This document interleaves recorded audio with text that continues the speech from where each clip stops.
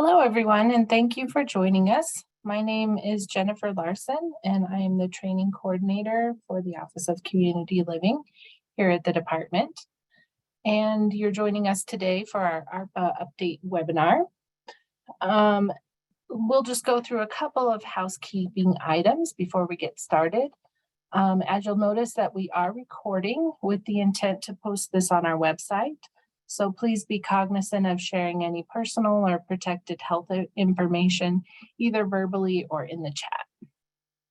Our team is managing questions in the chat panel, so please type those in as you have them, and we'll try to answer them as we go along. A copy of today's slides are available for you on our website. I will put that link in the chat right now, and so you can grab that at any time. If you're listening by phone only and not in the video portion of the meeting, you can still participate by pressing *6 to mute and unmute your phone, or press *9 to raise and lower your hand to be added to the queue. Zoom does provide closed captioning, so if you click on the live transcript button at the bottom of your screen, you can either turn that on or off. And now I will turn it over to Amanda Lofgren to start the presentation. Great, thanks, Jen. Good afternoon, everyone. Thank you for joining us this afternoon. This is our quarterly American Rescue Plan Act, or as we call ARPA, our quarterly webinar where we will provide some key updates, some exciting news.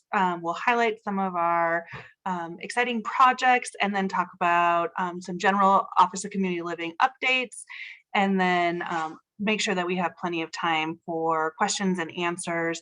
Don't expect us to go the full hour-and-a-half today, but for many of you, I know that you're adjusting to this new fall schedule, so really appreciate you joining us this afternoon, and we'll go ahead and get started. So if you can go to the next slide, please. I think I kind of had a spoiler alert on this, but Jill will be joining us for the ARPA updates, and then Candace is going to speak specifically to the ARPA base wage. And then we have guests from our behavioral health team. Meredith is going to share some very exciting updates on some of our supported housing projects. And then Candace will give some more updates on respite grants and some of it, and the final settings rule. And then we'll talk a little bit more about some of the case management initiatives that are underway. So with the next slide, I'm actually going to turn it over to Jill, and she'll give us some highlights. Great, thanks, Amanda. Hi, everyone. My name is Jill Schnodhorst, and I'm the new Compliance and Innovation Division Director. And I'll go over a few highlights here that are some new information related to our ARPA implementation. So if you could go to the next slide, please, Jen. So the first thing that I want to share, which is pretty exciting for our projects, is that after national advocacy, CMS has announced that they will be extending the time period to allow us to spend ARPA funding. So what this means is that rather than having through March 31st, 2024 to spend the funding, we now have until March 31st, 2025, if we choose to accept that extension. So in Colorado, we went through a lot of considerations, a lot of back and forth, and lots of conversations to decide whether or not we wanted to extend.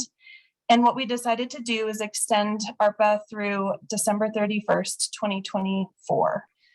We want to make sure that we have extra time for the projects to be implemented successfully, but also make sure that we're getting them done in a timely way and getting the money out the door, because we know that the community needs it. So the majority of our projects will continue on their original schedule, and we have an internal process for a request for extension. So reviewing those projects now, and we'll be able to announce those extensions soon. Next slide, please. The next thing I want to announce, which is really exciting, is that all 63 projects have been launched as of July 1st. So we've had kickoff meetings and are underway to get the contracts in place and studies going, grant agreements in place. And so we're really working hard across the department to get all 63 projects implemented. They are all live now. Next slide. Okay, so we've also gotten quite a few questions recently, and I want to share the answers to those frequently asked questions. The first one is, how can I find grant opportunities that I might be eligible for? I know in previous meetings, we've covered that we have around $100 million allocated to grant projects under the ARPA proposal. And so we want to make sure that those opportunities are very visual and available for you all to go take a look and apply. We have a new ARPA grant opportunities page linked in here that you can go to visit and find out information about the grants, who's eligible, when we think the application will be posted, and then also find links to apply for those applications that are live. Just so you know, most of the grants will be open for a minimum of 30 days, so plenty of time to get applications together and apply. Next slide. Another question that we've gotten recently is about our newsletter. So as you may or may not know, we send out a monthly newsletter about specific projects and where we're at with our implementation overall. If you go to our website, the link on here, you can sign up to get that newsletter on a monthly basis. And then you can also find the older versions of the newsletter as well to read through. The last one was pretty exciting. It had a list of all of the team members that are helping us keep track of all these ARPA projects and the opportunity to learn a little bit about them. Next slide, please. Okay, so the next two slides, I want to talk about a couple of really exciting contracts that we have in place to support the overall ARPA implementation. The first one is a contractor to help us with equity, diversity, inclusion, and accessibility within our ARPA projects. So we recently onboarded mock tube limitless to support building equity, diversity, inclusion, and accessibility across our project teams and the ARPA efforts. So what this contractor will be doing is helping us review grant requests for applications. They're going to help us support the development of a disability cultural competency training, which is one of our ARPA projects. They're also going to help us develop a self-assessment for EDIA initiatives across the ARPA project. So it'll be a self-assessment for the project teams and some recommendations on how to advance equity, diversity, inclusion, and accessibility in their implementation.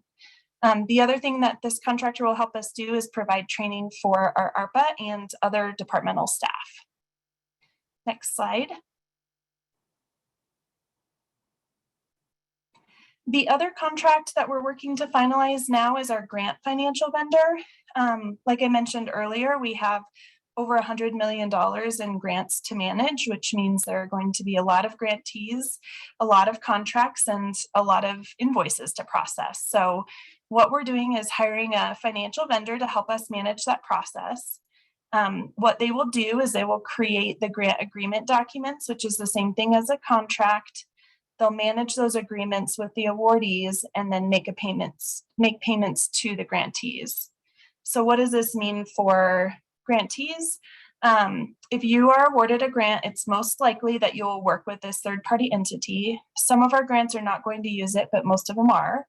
And what that means is that you'll work closely with them to execute the grant agreement.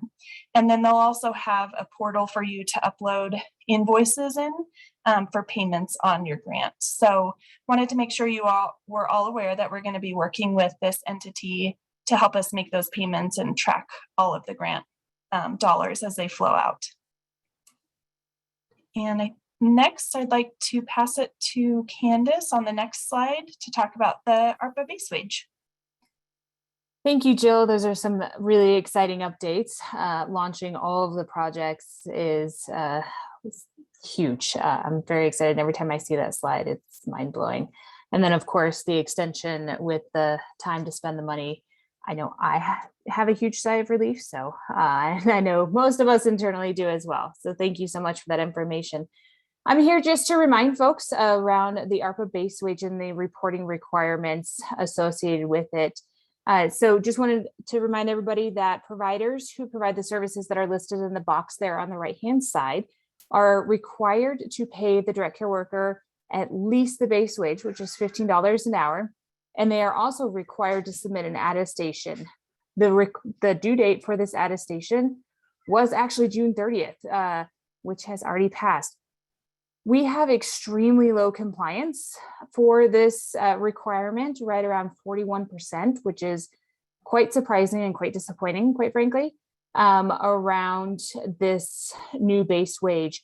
The goal is to ensure that these incredibly critical workers are receiving the money that they should be receiving. There was a significant rate increase that went into effect on January 1st to help ensure that that money was passed along into the direct care workforce hands so that we can, really start working at this, the workforce crisis that we are facing. And so we really need to start working on those reporting and the attestations and things. Non-compliance letters are actually starting to go out right now. And following those are going to be financial audits, potential recruitments, and corrective actions for those agencies that are not reporting or are not paying their direct care staff at the base wage required amount. So I think Jen put the email in the chat for us, which I appreciate, Jen. You can submit your attestation form to that inbox. And also you can reach out if you have any questions there. And next, I'm going to pass it back over to Amanda. Great. Thanks, Candace. Really appreciate that update. And it's so important, especially given where we're at with the workforce challenges, that we're able to ensure that the direct care staff have the resources they need, and that the increases actually that were intended to support them really get into their hands. So I appreciate that. Really want to take the time to ask any questions. Feel free to raise your hand, or if you're on the phone, you can press *6 to unmute. And there's a pretty cool new feature. If you're on the phone, you can also do *9, and that will raise your hand. Certainly open, if you don't have the hand feature, to just ask the questions.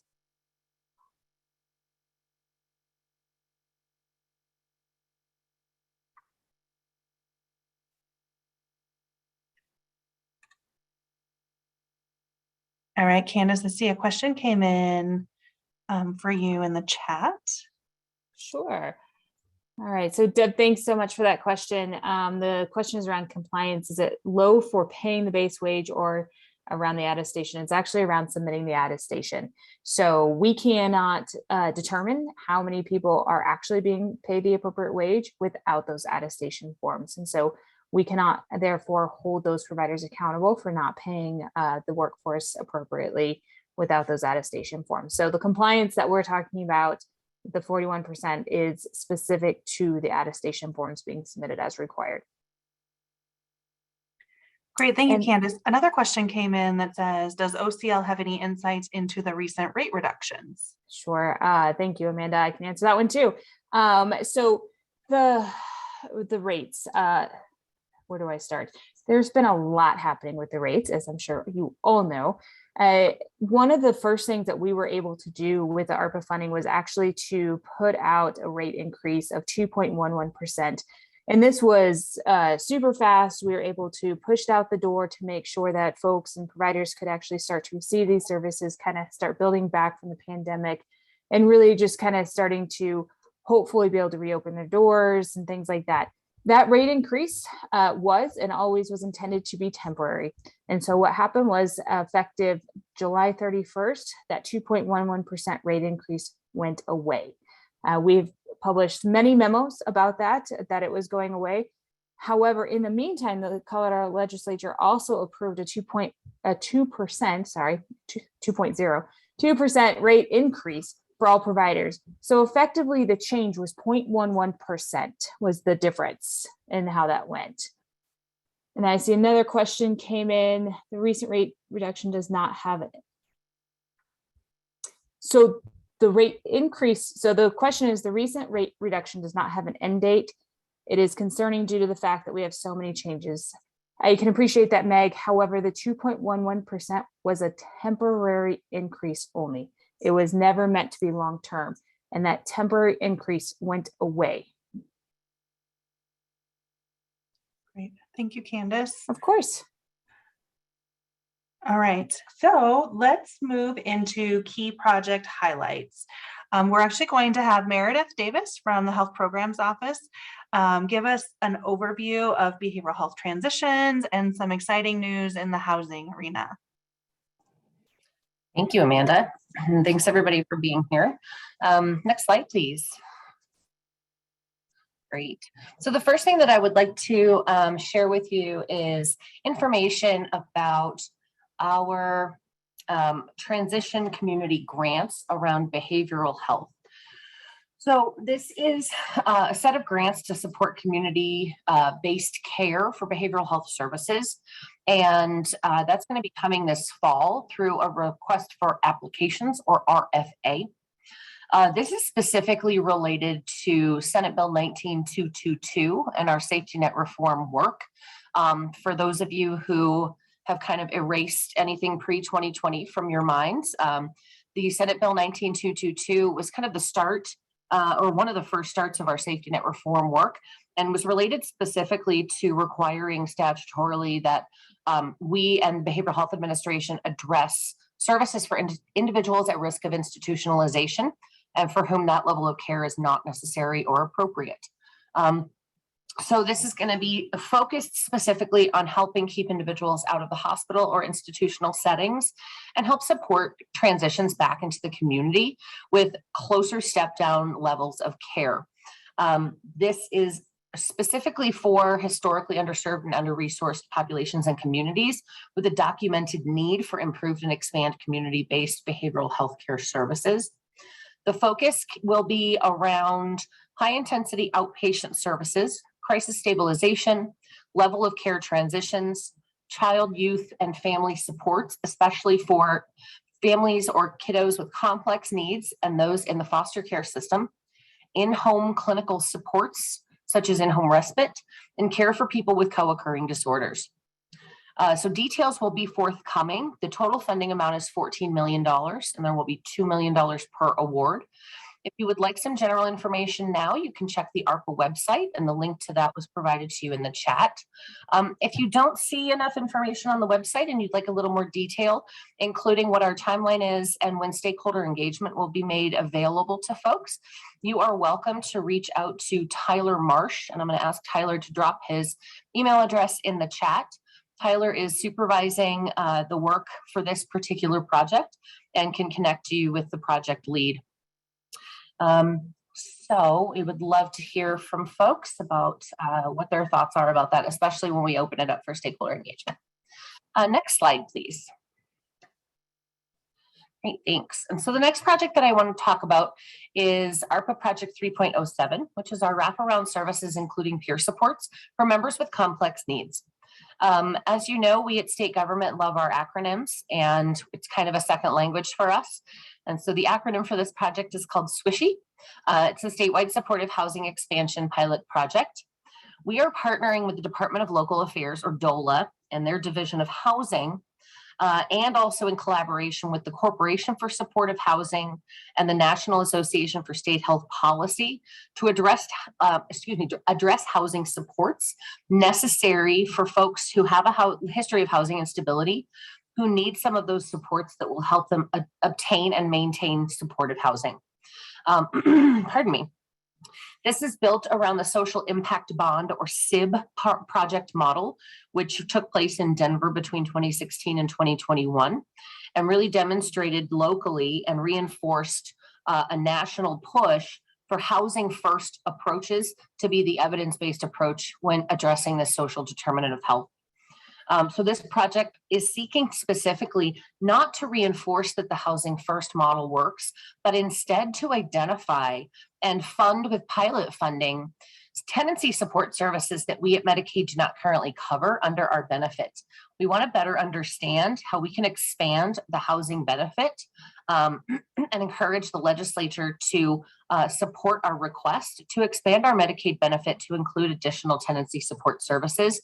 And this will allow a lot of the organizations that provide these critical services to have a more secure and sustainable funding opportunity. We're also going to be, so we're identifying and expanding wraparound services to address safe housing as a social determinant of health for at least 500 Health First Colorado members. And there will also be program evaluation. We will be working in partnership with the Corporation for Supportive Housing to do some program evaluation. And we're also working with the CU Anschutz School of Public Health to conduct a budgetary analysis. One of our primary goals for this project, again, as I said, is not to prove that the Housing First model works, because we know it does, but instead we need to address what the cost neutrality or cost savings can be by investing in these services under our Medicaid benefit that increase the likelihood of individuals remaining in supportive housing and utilizing more primary and preventative healthcare and behavioral healthcare services, rather than accessing, for example, the emergency department when services are not otherwise available or accessible to them. Next slide. So the project model for this really helps us put puzzle pieces together between housing subsidy, tenancy support services, peer supports, and physical and behavioral health services. So the model specifically is identifying 500 Health First Colorado members, and their eligibility is determined in part by identifying their history of system utilization and access to more primary and preventative care services. We have an opportunity to provide up to $10,000 per member per year in additional services that we currently do not pay for under Medicaid, which will help us understand where we may be able to expand our Medicaid benefit. There's also additional funding in this project specifically for peer supports, and we're looking very seriously at how we can incorporate peer supports in every project that we do, since that is a growing population that is proving to be highly effective in supporting individuals in a variety of behavioral health settings. So we'll have grant agreements. The funding will be distributed through the grant agreements with the permanent supportive housing or PSH providers throughout the state. And this is where we're really able to benefit as an agency with the funding in our partnership with DOLA. The permanent supportive housing providers are already contracted with DOLA and work with DOLA to administer housing vouchers throughout the state of Colorado. This gives us an opportunity to expedite the distribution of grant funding and get it into the hands of providers who are providing these very, very key and important services, and gives us more time to see the funding spent on individuals whose services need to be paid, and give us a really true good data set about what we can potentially include in our expanded Medicaid benefit. Next slide, please. So I said the word permanent supportive housing. So what does that actually mean? The permanent supportive housing is an intervention that combines affordable housing assistance with voluntary support services that address the needs of chronically homeless people. The services are designed to build independent living and tenancy skills and connect people with community-based healthcare, treatment, and employment services. So what we are looking at here is the Swishy project is going to provide the grants to the providers of permanent supportive housing to expand, thank you, Jen, to expand tenancy support services in order to support members in housing attainment and retention. By addressing housing instability in this way with a housing first approach, we're actually really supporting our Medicaid members in addressing one of the most key social determinants of health that can then have a very positive domino effect in helping them address their other social determinant of health needs. Next slide, please. So we've mentioned a couple of times the words tenancy support services. Tenancy support services are a portfolio of wraparound services that are key to ensuring members are able to address the safe housing social determinant of health and continue to address that with long-term secured supportive housing. This can include both pre-tenancy and tenancy sustaining services. Neither of these lists are anywhere near exhaustive. These are just a couple of examples. The list of these support services is quite extensive, and we really are hoping to get a great idea of who's utilizing which services and to what degree. So pre-tenancy services assist individuals in preparation for transitioning to housing. That could include assisting with finding and leasing housing, securing IDs and other documents that are necessary for housing contracts, arranging and supporting moves, and additional things that really help someone get set up in their housing unit or in their new apartment or wherever they end up using that voucher. The tenancy sustaining services, on the other hand, are really provided once an individual has been housed, and that's focused on helping them achieve and maintain housing stability. We currently, under our Medicaid benefit, do cover things like behavioral health therapies, substance use disorder treatment, and some other psychiatric services. What we also want to identify is what tenancy sustaining services are necessary, which can include training on the specific relationship between tenants and landlords and helping tenants understand their roles, their rights, and their responsibilities, and might also relate to crisis or conflict management within a housing entity or within an apartment. So we are working with DOLA to really find what services are making the greatest impact. But support from HCPF and other key players in the behavioral health system in Colorado is really necessary for us to be able to turn a corner statewide in supporting all the factors that improve someone's ability to address the social determinant of health. Next slide, please. So our timeline for the expansion for this pilot project, we are breaking the grant agreements into at least 2 cohorts of grantees for permanent supportive housing providers. This fall, which is right around the corner, we will start seeing the grant agreements signed with permanent supportive housing providers. And then early in 2023, we're estimating the launch of grant agreements for cohort 2. Additional cohorts of eligible providers may be added as needed in order to serve about 500 members through the pilot. And we're really looking to see how we can capitalize on the funding and get it addressing the needs of as many individuals as possible. And so on the next slide, I want to share with you the contact information for the project lead on this. Her name is Amy Austin, and she has become a fabulous subject matter expert in this area and is partnered very regularly with our partners at DOLA, or the Department of Local Affairs. And you can contact her here if you have questions about how someone might be eligible to participate. Thank you, Amy. Eligible to participate as a provider in this opportunity, or how you may have a friend or loved one who might need access to housing support services. This happens in collaboration with the Continuum of Care Coordinated Entry System and contracted permanent supportive housing providers. If you would want to learn more about housing services in your community, you can access one of these 4 Continuum of Care websites, or you can also reach out to Amy, who absolutely can put you in touch with all of the right folks. And I think next slide is for questions. Thank you, Meredith. Great information, a lot of exciting work. Does anyone have questions for Meredith? Again, if you're on mute, you can *6, or you can do the *9 to raise your hand, or please, certainly, you're welcome to just ask your question out.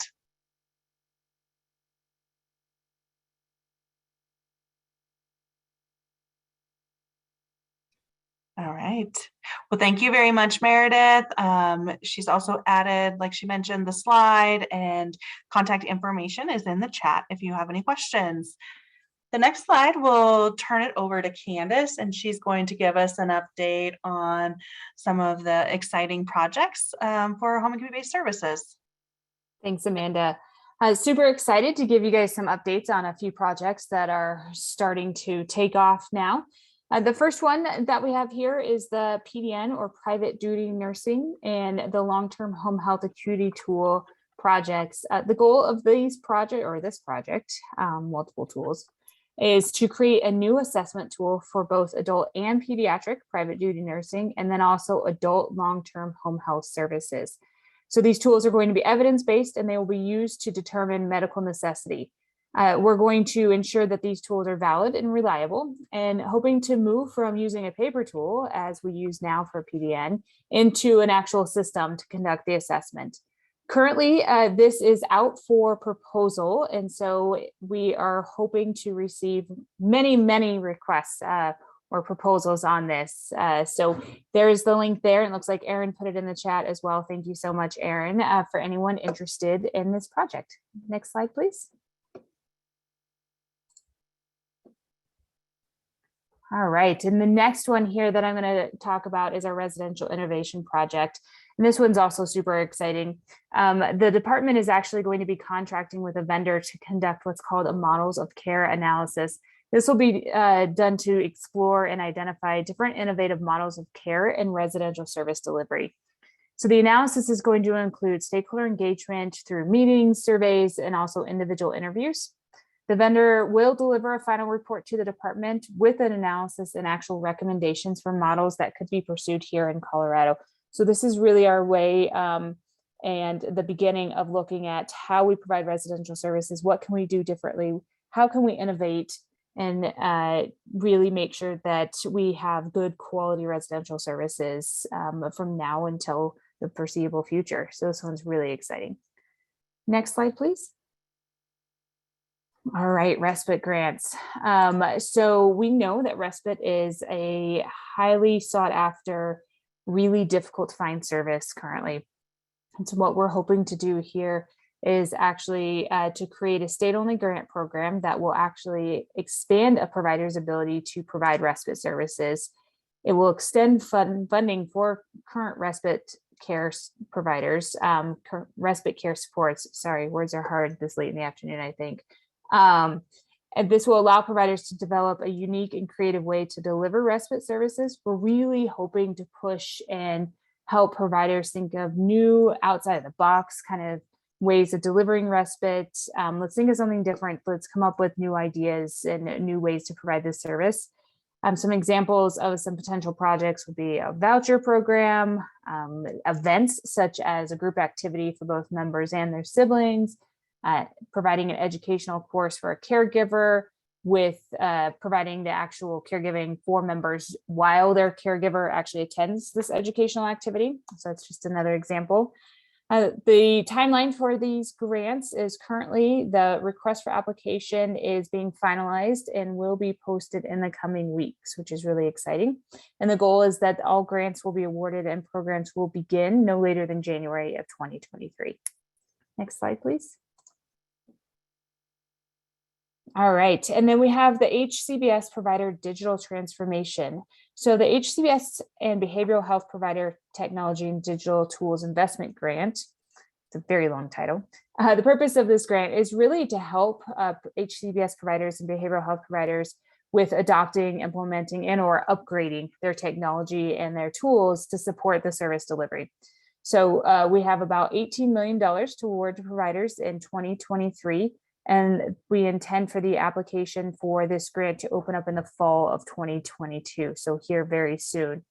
Currently, the request right now is from HCPF and the Office of eHealth Innovation. We're requesting some information back from providers, both behavioral health providers and HCBS providers, on helping us inform the planning and development of the technology grant. We need to understand the technology needs of these providers so that we can better gear the grant towards the actual current needs within the system. So there is the link from or for the survey. If you could go ahead and click on that. We have sent it out so far in multiple ways, but you can continue to click on that link. It's come from John Barry's email or Gainwell, a number of different ways. And Amanda Smith is your contact should you have any specific questions about this. And next, I'm going to turn it over to Amanda for another update on an ARPA project. Thanks, Candace. Keeping in the same vein of technology, we are pleased to announce that we'll be offering an optional grant-funded program for case management agencies to participate in a project to really have more real-time access to admission, discharge, and transfer data for members between the case management agencies and our RAs. It will also be an opportunity to have access to critical incident reporting systems amongst the two agencies that will also be incorporated into our future care and case management system. Some agencies are already working with their RAs and have a local process figured out, but not everyone has this. And so we want to make sure that we create a process for agencies to get this. We'll have a staff person at the department that can work with the agencies to really figure out what is the best process for their agency and how that data is delivered in the most meaningful way. To be fully honest, oftentimes the data in these data warehouses are unreadable to the majority of us.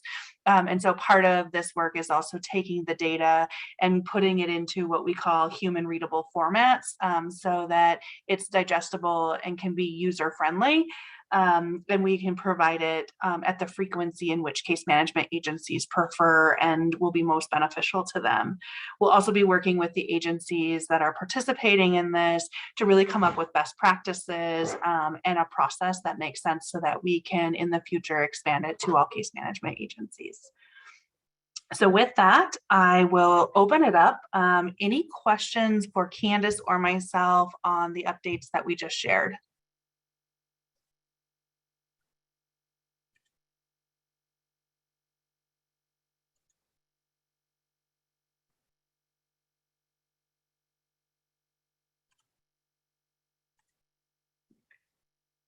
All right. We'll go ahead and move into other Office of Community Living updates. If we go to slide 30, I wanted to give an update on the Department of Justice findings. So for some of you, you may know, others you may not, but in March of 2021, the Department of Justice issued some findings that Colorado is actually in violation of Title II of the American Disabilities Act by administering our long-term care system in a way that unnecessarily segregates individuals with physical disabilities in nursing facilities.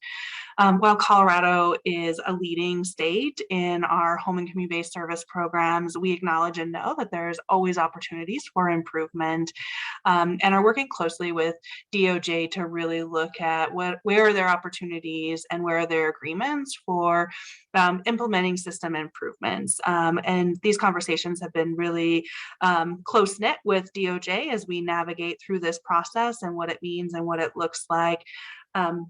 If we go to the next slide, we're actually ready in September to kick off some targeted stakeholder engagement and really look forward to having broader conversations with you all and our stakeholders so that we can get feedback on where there are opportunities for us to streamline for members and improve the processes so that we can really focus on transition, but also diversion. So we'll be hosting a series of conversations in September and October through a variety of stakeholder engagements, and we'll be posting that plan soon. We will also be kicking this off. We have an established transition stakeholder advisory group that really has a group of stakeholders that are participating from all different perspectives and aspects of the transition project and process. And so we'll be kicking it off September 1st. I'm very pleased to announce that Jill, who earlier gave the ARPA update, has accepted a new position within the department to really lead the work on implementing the corrective action plan with Department of Justice. So you will be seeing her face a lot more. She's a wonderful resource and very excited about this work. With that, I'm going to turn it over to Candace to talk about the final settings rule. Thanks, Amanda. All right, wait for the next slide, please. Thank you. Okay, just wanted to let everybody know that CMS actually announced that because of the workforce crisis that was exacerbated by the COVID-19 pandemic, that they are allowing states to request a cross-waiver corrective action plan that would allow for extra time to implement the rule. In recognition of the difficulties that we know our providers have faced, the department actually plans to do this request for a one-year cap from CMS. The purpose of doing this is to actually minimize the unnecessary disruption for waiver members whose settings would have been compliant if it weren't for the pandemic or the workforce crisis. The requested cap will be really, really limited. I want to make sure everybody understands that in scope, and will not affect the timeline for about 96% of active settings. So pre-provisional notices are going out soon, and they will identify settings that have not been verified as fully compliant and advise providers to immediately finish submitting their updates to these settings. Within these notices, we will notify or identify the providers that are potentially eligible for the additional time. So again, it's about 4% of active settings that actually would even be eligible for this. And it's going to be those that have a qualifying open compliance issue as laid out by CMS. So CMS has explained that there's a very narrow scope of those compliance issues that actually fall into this category. So we are pleased to note that providers that have been able to finish demonstrating compliance is for over 2/3 of covered settings. So the majority of the HCBS providers have already demonstrated compliance, which is really exciting, despite everything going on with the pandemic in the workforce. So, we do have a lot of providers that, even with everything going on, they've put a ton of effort and have shown compliance. For those providers that have not yet shown us compliance, you need to finish demonstrating that compliance soon for the vast majority of the remaining settings. So it's really important, given the fundamental rights and values that are protected by the final settings rule, for everybody to demonstrate the compliance. So one other big key takeaway here is, please do not assume any of your settings will qualify for additional time. You will be notified if you potentially will be eligible for additional time. And upon that notification, then if you need it, then you can request it. So again, it will be part of our pre-provisional notices that you will be notified. Next slide, please. And then here's the timeline. Just want to remind folks that these are some really key timelines. So we have September 14th for residential settings and October 14th for non-residential settings. This is where the full verification of updated, or Department of Public Health and Environment will complete their full verification of updated provider transition plans. And then starting the following week for each of those, the provisional notices will start to go out. And then after that, there's going to be the informal reconsideration. And then after that, if we still don't have full compliance, termination will begin on March 17th of 2023. Again, unless we tell you otherwise in the pre-provisional notices that are going out really soon, you should assume that this is the schedule that applies to you. All right, and I will pass it back over to Amanda. Thanks, Candace. I appreciate that. I appreciate the work that the team did and all of the feedback we received around the settings rule and where we're at. We know that, workforce challenges and, the pandemic have been really a challenge for providers. And so this really is the best path forward to acknowledge and recognize all the hard work that's been done to date, but also ensure that we are protecting individuals' rights and supporting them and all of the providers come into compliance. So I want to open it up for questions on the settings rule or DOJ, if any of you have questions before we close out the presentation today.